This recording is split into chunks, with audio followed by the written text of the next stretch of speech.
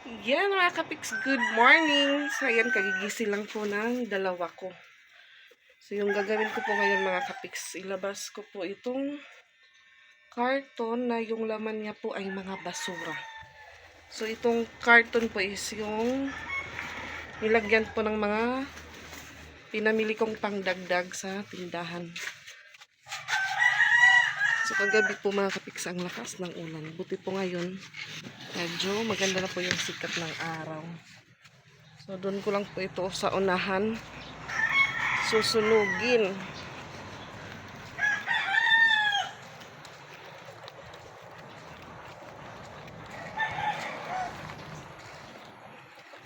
Ay, yan na po yung karton mga kapiks. Tignan niyo po, ang ganda ng sikat ng araw. Diyan ko po banda siya sunugin at ayan yung mga papaya po ni Tito dito mga kapiks. Oh, ang lalaki po ng bunga, ang tataba, at doon naman sa unahan na isang hinog na po. Kinain po ng binawasan po ng ibon.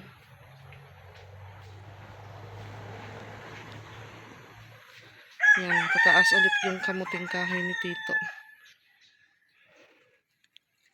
Buti na lang may sikat ng araw ngayon. So, medyo madami po yung tubig namin sa CR pang buhos. At sayang mga kapiks, nilabas pala yung motor dahil yung garahian or ano po dito ng pedicab ni Tito, ayan, nasira. Dahil marupok na po yung or sa amin dumog na. Yan.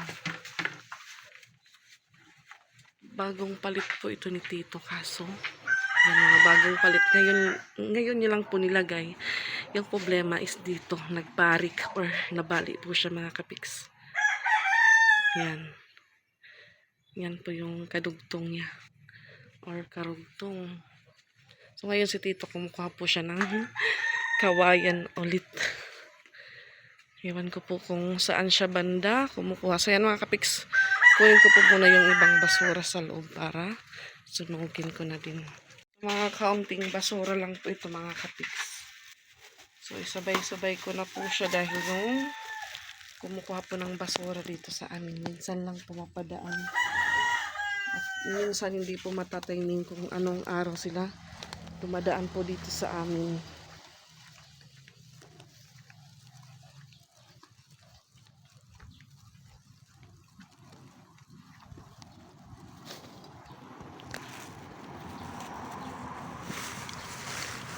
Yung problema pag mabasa po yung ibang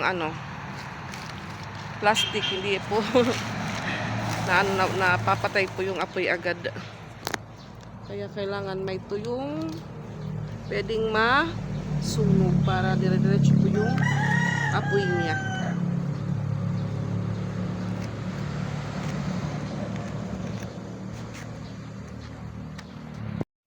Yan.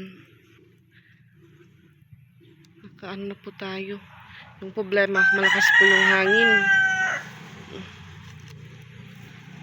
Namamatay po siya.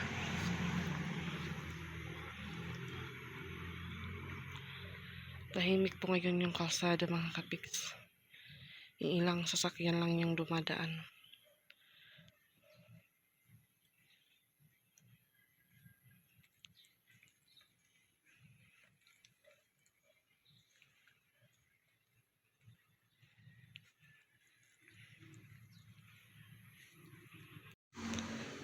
Nandun yung bayaw ko mga kapiks.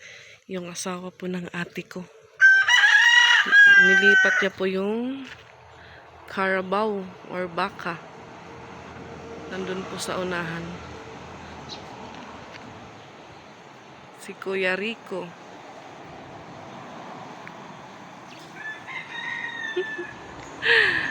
Hindi niya alam nandito ako. So yan po yung trabaho ni Kuya. Nagpapadyak minsan. Yung trabaho niya po ngayon is tatanim po ng mga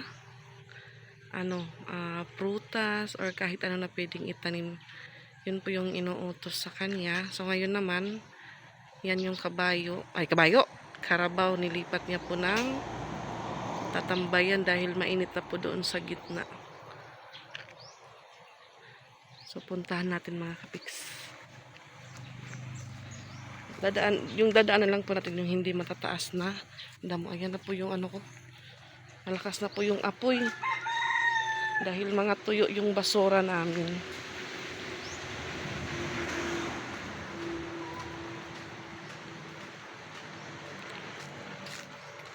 So ito po yung papaya.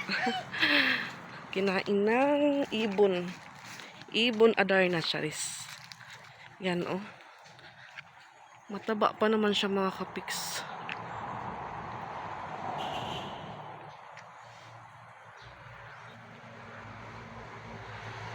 Yun po yung pinakamataas na papaya.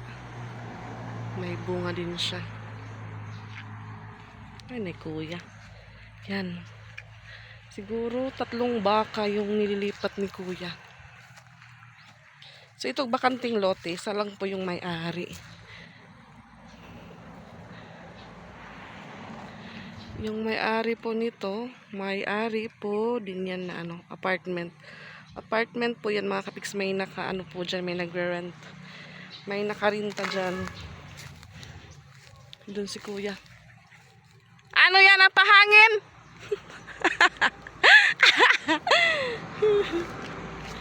Sana walang ahas mga kapiks. Yan yung alaga ni kuya.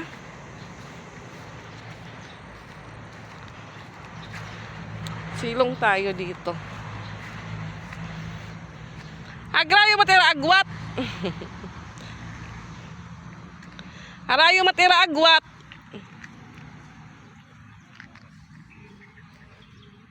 Damo nga masurungo ya. Masurungo damo.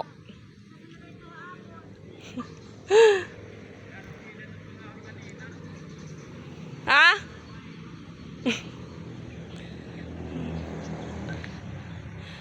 Ayan, may ano dito, may maliit na baka.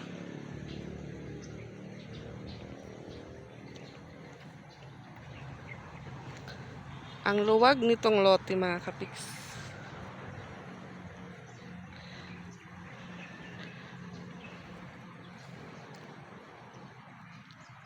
Mahangin dito, mahangin. So siguro po si Tito Totoy doon po kumukuha ng mga kawayan or bamboo tree. Doon po malapit sa bahay ni Tay Pili. Yan, marami po doon oh.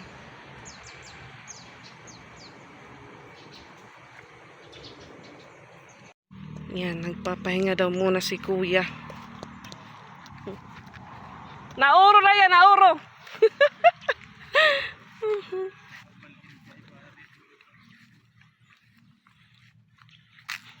Mapaso man niya. Ha? Naabat. Amo nga ni mapaso-pasuan.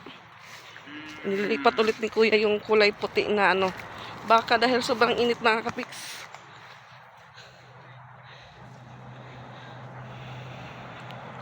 So yung mga anak po ni kuya yung kasabay ni Ate Ezra or ano, nakasabayan ni Ate Ezra magpa-enroll. So yan po yung trabaho ni kuya, ililipat yung mga Carabao, magtanim ng pinya, magtanim ng kalamansi, paliguan yung mga baka, pakainin. So minsan paghapon pag may oras pa or early pa po siyang nakakauwi, nagpapadjak siya. Or minsan naman nag-ano ng ano, tricycle.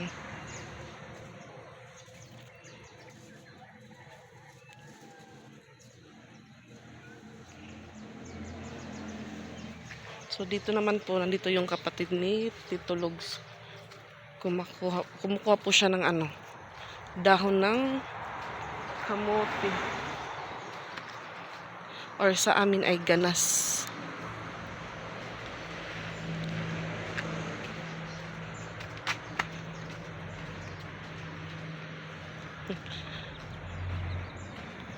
Agoy, pipirahon malat. Ano man tig taas ti. Yan. Nagsasabaw ng gulay si Ate Itit. Gulay lang daw. Walang ibang ano, sangkap. Kasi pagka itong pobre, pagkaon na itong pobre. Gigisawan mo lati? Lawag. Awlawag. Kantiran, ang kantito garahian ba, dumog na. Para liyuan ng mga kawayan. Ano kan tatay pilisiar, ano, kailangan harasan. Ata aset nga iya. Di para kang katay, di naman lang. Oo. Kang Kuya Rico? Ah. Ito ay hirap din iloti pa. Asad siya ako din nga siya. Nano ni Kuya? Harasi ka? Ah. Nakisuyo pala si Ate Tit kay Kuya Rico magpa-bawas ng mga damo doon. Kasi sa kanila pa po itong lote mga kapiks sa amo ni Kuya. Ah, oo. Amot bago nga kuan kanang kaliwa ni Arabo. Pero nga pinala ka nakakalakat niya dahil. Pagkalasin ko. Oo. Kaya anya na nga pag inuran na niya trabaho kay di mamauran man wala yang niya gawas. Dito ya suludan balay nagmamap.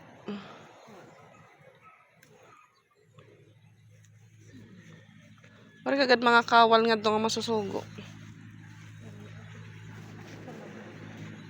Kaya kamalat na tao din. Ako na inday.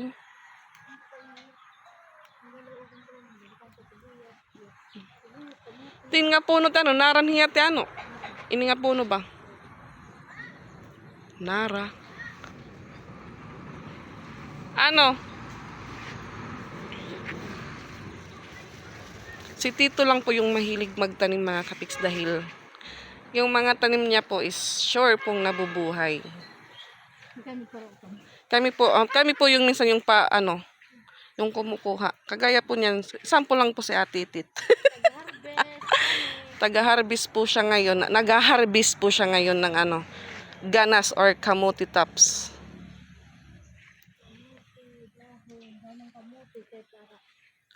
Lang siya, maglawag daw. So yan, punta muna ako dahil tinatawag ako ni Patricia. Kada mo lang para tong ni Tito.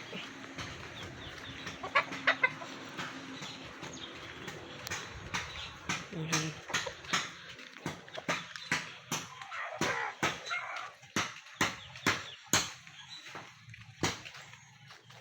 So punta pa ako mamaya ng downtown mga kapiks.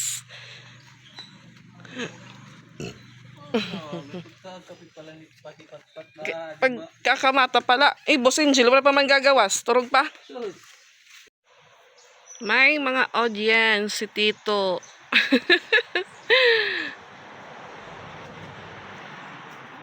Yan po yung kinuha niyang kawayan or bamboo tree. Ano English ni Jill? Bamboo tree?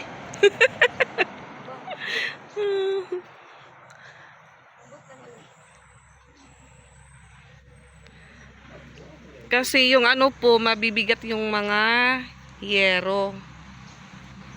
Yung iba makakapal. Kasing kapal ng ilong ko. Charis. Yan. Parkingan po dyan ng ni Tito Pajero. Na 3 ang gulong.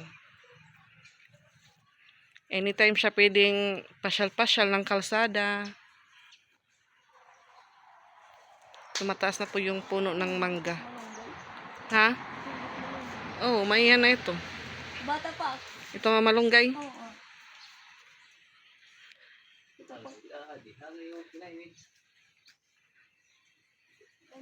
Okay pa. May mga sinampay dahil yung dalawa naligo po ng ulan.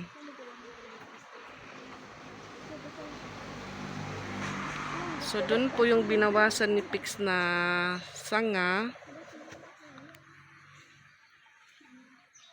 May tumutubo na po pero maliit pa lang. So, itong puno, akasya, yung nasa unahan kanina, nara. Nara dito nga puno. Dito. Awa kasya gapit to. Puro na tira akasya. Gano ba to? Delikado. Ba't nang gatas Jill ngan Milo Jill? Pare kaya nakuan? Choco na gatas. Ha? Wala si Angel choco na gatas.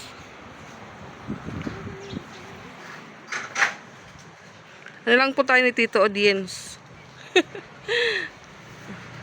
So si Ate Ezra nasa loob po. Nanonood siya ng TV. Ato na Jill, nahulog. Natumba Jill.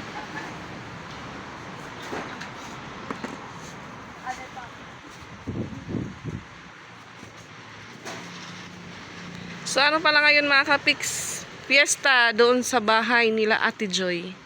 So nung 27 po siya umuwi papuntang Cebu. Oo, Habukid.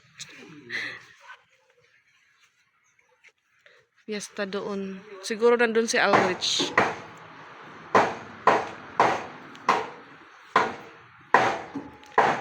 Dito sa Tacloban, wala na siguro mag-fiesta.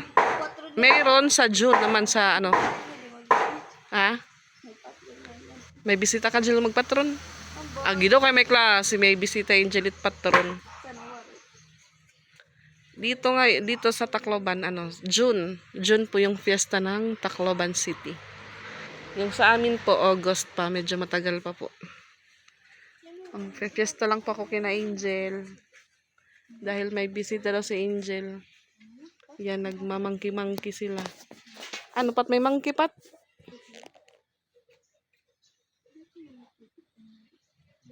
Ikaperat kuan. Ano? Patong niya daw ikaperat. 25, 26. 26. August 26. Ikaperat niya. Third week ada. 9. 8 August. Oo. 26. May klase nung adlaw. Yan, Tuesday pala yung araw ng fiesta dito sa amin, August 26. Ay, siguro walang pasok dahil yung school, part pa po yan ng Manlorep siguro. Wala po yan pasok. Dahil part pa po siya ng Manlorep.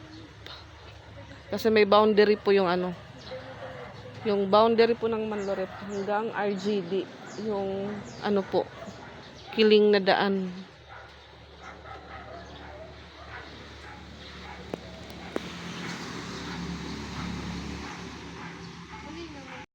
Yan mga kapiks, nakasama po yung dalawa dahil ako lang daw yung palaging pumupunta ng downtown. So ngayon, pasyal po sila. Waiting na po kami ng multicat mga kapiks. So, ayan, paulan din. May dala po kami ng payong.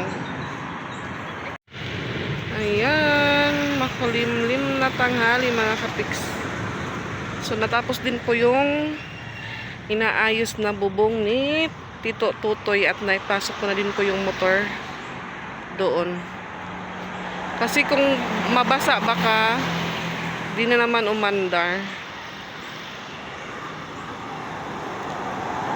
Yan, si Ate Patpat may suot pa na jacket. Yan po yung favorite na suotin ni Ate Ezra na damit. Yung papa. Ano? Yung papa. Kay papa niya daw. So, yung suot niyang damit, gusto po yan arborin ng pinsan ko doon sa Javier. Tinanong si Isra kung kaninong damit daw yan. Sabi niya kay papa niya daw. Kaya di na arbor. Yan, sakay na po kami ng multi-cab. Yan, may silugan dito mga kapiks.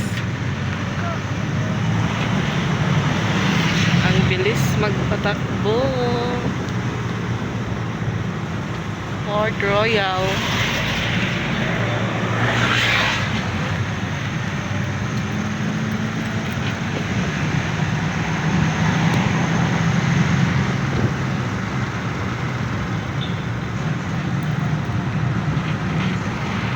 Yan, napuno pa na sa makyanan.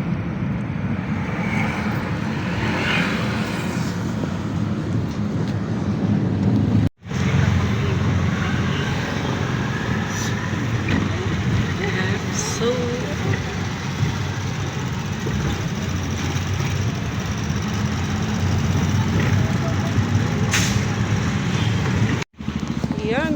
kami sa Gaisano.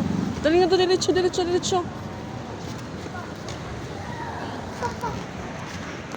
Pasok kami ng Gaisano mga kapiks. Tapat po siya ng 7-Eleven. 578. Manginasal. Pasok yung mga taga-bukid. Dali-dali, diretso ka mga diretso. Yan si Piang kumakain ng halo-halo. Yan si Daddy Coco kumakain ng manok. Saka ka mo, saka. Binita mo dida. Natakot sumakay ng escalator si Ate Ezra. Kaya dyan siya dumaan.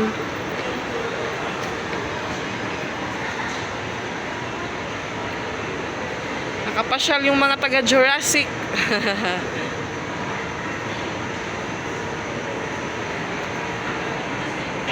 Yan, dito po kami sa Jollibee ni Ate Ezra dahil gusto po nilang kumain mga kapiks. Yan, waiting po kami ng aming order. Kulang na lang po fries at madami po yung customer mga kapiks.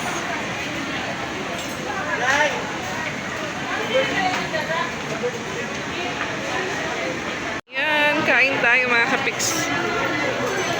Ikaw na pat. So, nandun po yung pinsan ni Pix na timing. Yan, 2 dalaga. Tsaka kasama po yung mama nila.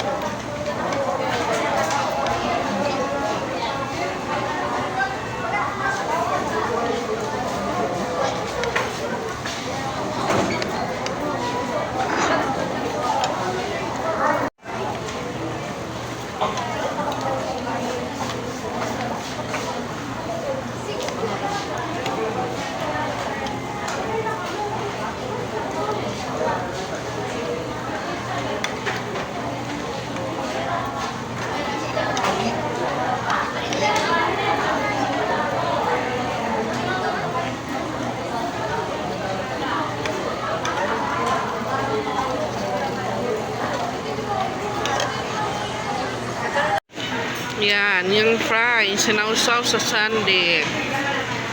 Masapat.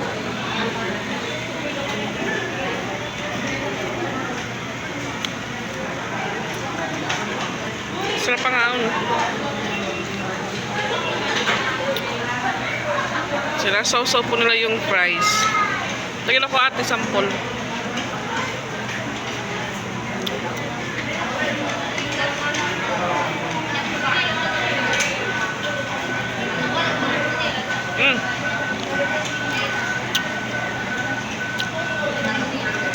Masarap nga mga kapiks.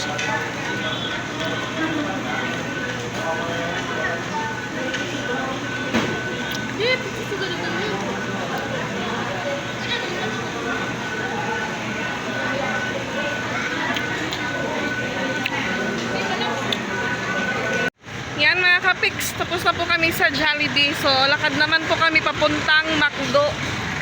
Dahil bili po kami doon ng tusok-tusok. Para pagdating po sa bahay, may snack ulit yung mga kiddos. Yan, malapit na po kami sa Save More. At isra dili kaligid, ayaw nga dalan.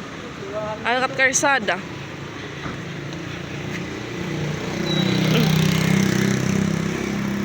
Paulan mga kapiks, paulan. Makulimlim ang langit. Di na oh. Yan. Malayo pa daw yung tusok-tusok. Yung kinain niya po, matunaw na. Kasi daw, ako lang daw palagi umaalis sa puntang downtown. So, ayan, red light. Stop muna tayo dito sa skina. Oh, donut. Pat-pat, kita ka naman yung donut, pati mata at pipiyungan ko ito, pat. Nakikita naman ko si pat-pat ng donut doon sa gilid, ah. Gaisano, tapos Gaisano daw dito. Duduwat Gaisano. So ito po yung pinakaunang Gaisano. Yung doon po yung pinasukan namin kanina. Bagong guys, ano po yun. Tara na, matabok na kita. Kapit kamay kayo guys.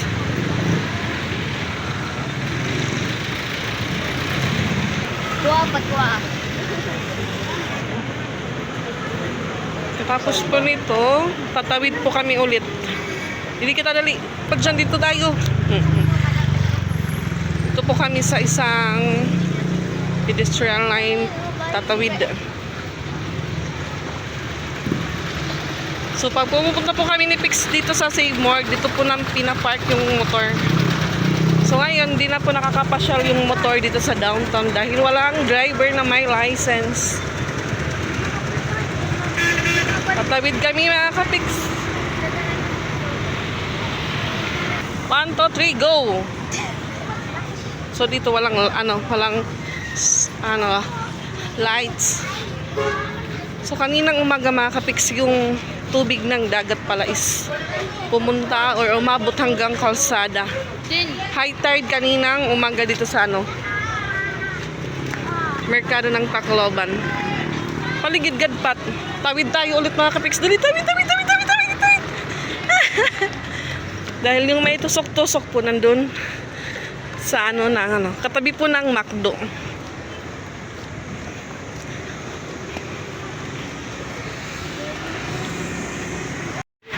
Yan, dyan naman daw sila sa McDo. Sige, pasok kayo kasi walang masyadong tao. Yung Jollibee po puno ng customer. O, ba't kayo bumaba? Makdoko-doko!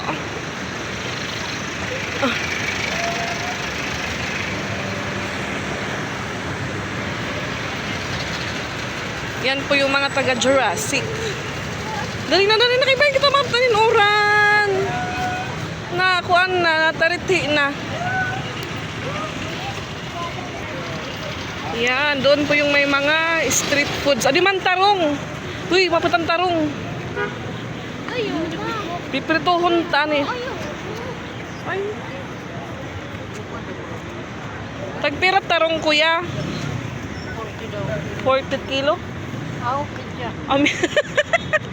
Makakatapar. Tutusokong pati merong pat.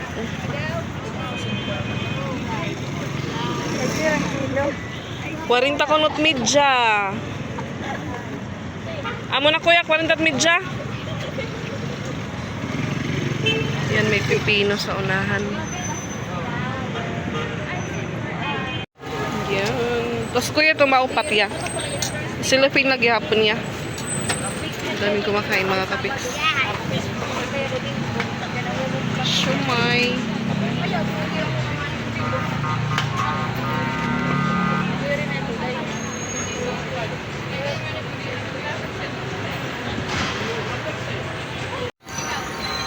Beef. Ano tada baw-baw?